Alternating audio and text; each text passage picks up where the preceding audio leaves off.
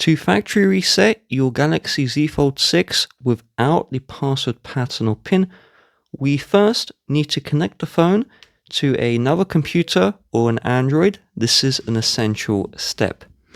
I will now show you the key combination, then we will do it together. So we press and hold power and volume down together for 10 seconds, then we release. We then press and hold power and volume up until we see the Samsung logo appear for a full second, then we release.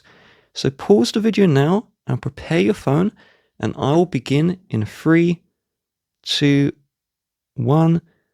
Press and hold power and volume down. Keep these two held down. Do not release.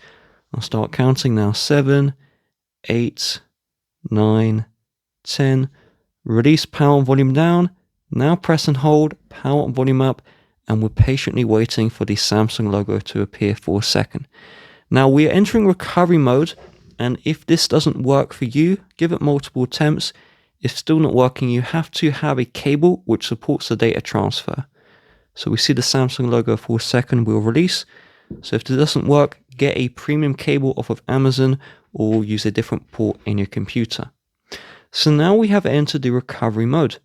The touchscreen is disabled, so we use volume down and up to navigate, and we click the power button to select.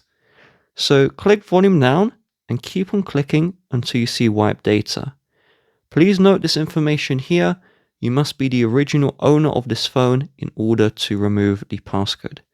So we'll click the power button to wipe data. Then we'll click volume down to factory reset. Click power to select. And once done, it will bring you to this screen. Click the power button to reboot system. It should ask you for your original Google account. You can either enter that in, so that's necessary, and then you'll be good to go.